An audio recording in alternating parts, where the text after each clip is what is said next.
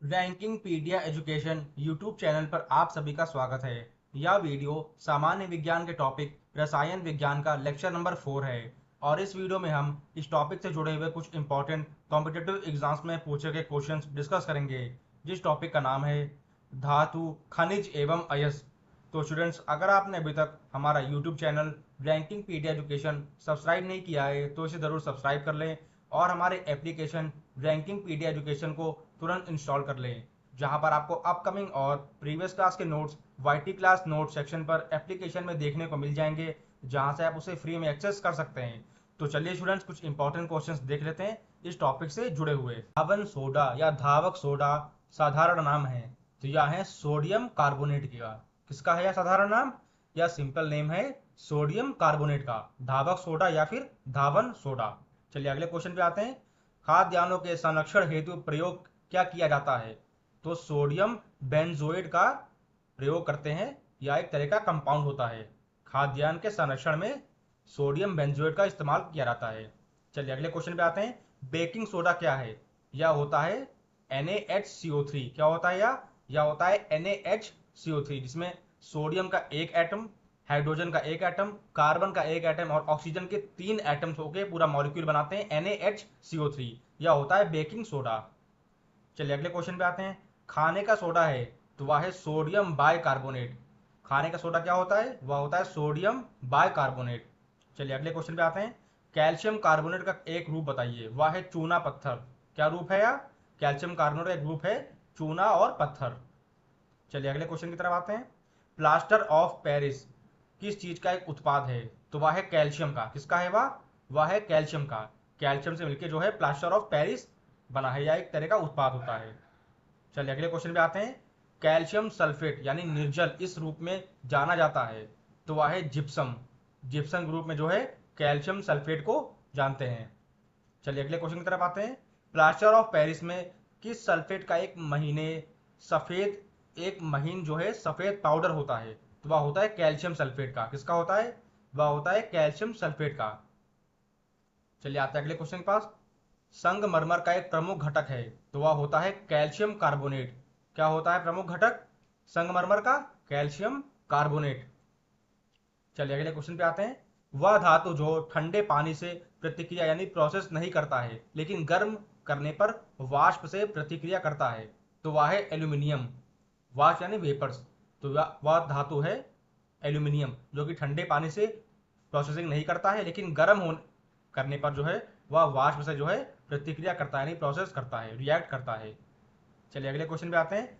कृत्रिम वर्षा के लिए प्रयुक्त किया जाता है, तो इस्तेमाल करते हैं सिल्वर आयोडाइड का। किसका इस्तेमाल करते हैं? सिल्वर आयोडाइड का इस्तेमाल किया जाता है कृत्रिम वर्षा में, यानी जब अधिकतम बारिश होती है उस वक्त जो है सिल्वर आयोडाइड का इस्तेमाल किया जाता है। चलिए आते हैं अगले क्वेश्चन पे। 18 कैरेट सोने में तांबा या चांदी जैसी अन्य धातुओं का कितना प्रतिशत होता है? तो वह होता है 25%। ये आपको पता होना चाहिए कितना परसेंट होता है उसमें तांबा या चांदी। 18 कैरेट सोने में तांबा या चांदी जो है वह 25% पाया जाता है। चलिए अगले क्वेश्चन पे आते हैं। किस उद्देश्य से पोटेशियम ब्रोमाइड का प्रयोग किया जाता है? तो जो फोटोग्राफी के लिए जो होता है उसका इस्तेमाल, उस उद्देश्य से जो है पोटेशियम ब्रोमाइड उसमें इस्तेमाल की जाती है फोटोग्राफी के लिए। चलिए अगले क्वेश्चन पे आते हैं। लेड का चिन्ह बताइए। तो वह है पीबी, जिसे प्लम्बम बोलते हैं। तो पीबी जो है यह चिन्ह है लेड का। चलिए आते हैं अगले क्वेश्चन पे। त्वरित चांदी किस चीज का एक उत्पाद है? तो वह है पारा का। पारा को कहते हैं मरकरी। मरकरी का यह एक उत्पाद होता है त्वरित चांदी। चलिए अगले क्वेश्चन पे आते हैं। पारद मिश्रण या अमलगम कहलाने के लिए किसी मिश्र धातु में किस चीज का होना आवश्यक होता है? तो वह होता है पारा का। पारा का होना आवश्यक होता है किसी भी मिश्र धातु में, खासकर जब वह अमलगम हो या फिर पारद मिश्रण हो। पारा यानी कि मरकरी होता है। चलिए अगले क्वेश्चन पे आते हैं। वह तत्व जो तांबे को उसके यौगिकों से विस्थापित कर सकता है, तो वह तत्व है जस्ता। क्या है वह? उस तत्व का नाम है जस्ता। चलिए अगले क्वेश्चन में आते हैं। सिलिकॉन क्या है? यह है एक उपधातु। क्या है यह एक उपधातु है सिलिकॉन। चलिए अगले क्वेश्चन की तरफ आते हैं। वह धातु जो सबसे अधिक आघात वर्ध यानी मैलिएबल होती है, तो वह है सोना और चांदी। यह सबसे अधिक जो है मैलिएबल होती है, सोना और चांदी।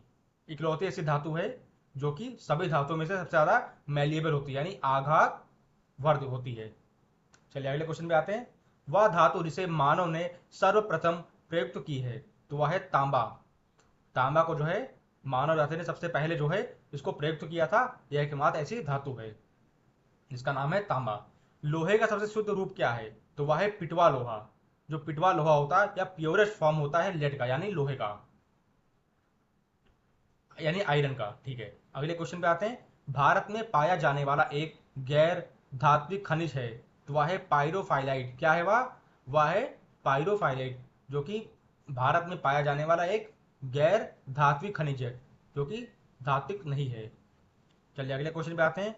कार्नालाइट किस धातु का अयस्क है, यानी ओर है, तो यह है पोटेशियम का। किसका है, यह पोटेशियम का एक अयस्क है, यानी ओर है कार्नालाइट। किस चीज के प्रयोग के जरिए धातु की उच्च शुद्धता प्राप्त की जा सकती है, तो इस्तेमाल किया जाता है विद्युत अपघटनी न्यूनीकरण का। किसका इस्तेमाल किया जाता है, विद्युत अपघटनी न्यूनीकरण का इस्तेमाल किया जाता है। उस चीज को प्रयोग में लाया जाता है धातु की उच्च शुद्धता को प्राप्त करने के लिए, उसकी प्योरेस्ट फॉर्म को प्राप्त करने के लिए किसी भी धातु की। तो किस चीज का इस्तेमाल करते हैं, विद्युत अपघटनी न्यूनीकरण। ये आपको पता होना चाहिए, यह एक तरह का प्रोसेस होता है जिसका इस्तेमाल करते हैं किसी भी धातु की उच्च शुद्धता यानी उसकी हाईएस्ट प्योरिटी फॉर्म करने के लिए। चलिए अगले क्वेश्चन पे आते हैं। जस्ता का एक अयस्क है, तो वह है कैलमाइन। क्या है वह है कैलमाइन। यह एक तरह का अयस्क यानी ओर होता है जस्ता का। चलिए अगले क्वेश्चन पे आते हैं। एल्यूमिनियम के सबसे महत्वपूर्ण अयस्क का नाम बताइए, तो वह है बॉक्साइट। क्या है वह है बॉक्साइट, क्योंकि सबसे इंपॉर्टेंट ओर होता है एल्यूमिनियम का, यानी अयस्क होता है। चलिए अगले क्वेश्चन पे आते हैं। थोरियम का अयस्क क्या बताइए क्या है, तो वह है मोनोजाइट। क्या है वह है मोनोजाइट, या थोरियम का एक अयस्क होता है। ऐसे ही आते हैं अगले क्वेश्चन पे।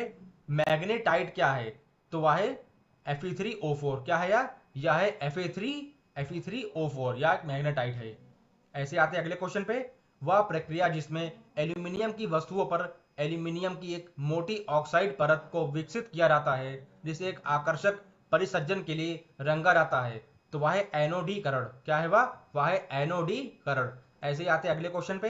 जिंक का एक अयस्क बताइए, तो वह है स्फेलेराइट। क्या है वह है स्फेलेराइट, या जिंक का एक और होता है यानी अयस्क होता है। सोडियम को रखते हैं किस चीज में, तो उसको रखते हैं मिट्टी के तेल में। इसमें रखते हैं उसको मिट्टी के तेल में रखते हैं सोडियम को, यानी नेट्रियम Na को। चलिए अगले क्वेश्चन पे आते हैं। वह धातु जो तेल में संग्रहित नहीं की जाती है, तो वह धातु है मैग्नीशियम। क्या है उस धातु का नाम है मैग्नीशियम, जिसको जो है तेल में संग्रहित नहीं किया जाता है, उसको तेल में नहीं रखते हैं। चलिए अगले क्वेश्चन पे आते हैं। कॉपर व एल्यूमिनियम धातुओं से बनते हैं, तो वह है विद्युत तार। किससे बनते हैं वह बिजली के तारों से बनते हैं, कॉपर और एल्यूमिनियम धातु। चलिए अगले क्वेश्चन पे आते हैं। वह पदार्थ जिसमें कैल्शियम विद्यमान है, तो वह है जिप्सम। क्या है उस पदार्थ का नाम है जिप्सम, जिसमें जो है कैल्शियम विद्यमान होता है, यानी मेजर कंट्रीब्यूशन रखता है।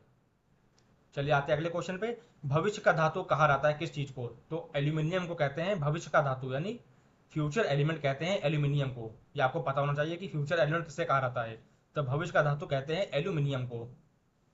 चलिए अगले क्वेश्चन पे आते हैं। कांच को गहरा नीला रंग प्रदान क्या करता है, तो वह है क्यूप्रिक ऑक्साइड।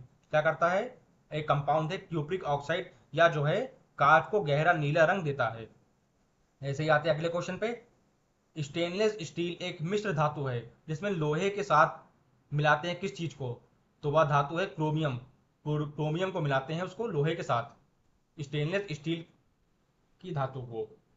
चलिए अगले क्वेश्चन पे आते हैं। हाल ही में खोजी गई विश्व की सबसे महंगी धातु क्या है, तो वह है एंडोडेड्रल फुलरीन। क्या है उस धातु का नाम है एंडोडेड्रल फुलरीन। यह एक तरह की सबसे महंगी धातु है अभी तक खोजी गई पूरे विश्व में। चलिए अगले क्वेश्चन पे आते हैं। पिच ब्लेंड मुख्य स्रोत किसका है, तो वह है यूरेनियम का। किसका है, वह है यूरेनियम धातु का, पिच ब्लेंड। चलिए अगले क्वेश्चन पे आते हैं। धातु जो ठंडे पानी से त्वरित क्रिया करती है, वह है सोडियम। क्या है वह है सोडियम।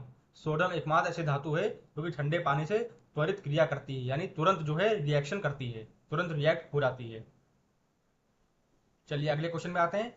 कठोरतम धातु क्या है, तो वह है प्लेटिनम। क्या है वह है प्लेटिनम, जो कि सबसे कठोर होती है, सबसे मजबूत होती है।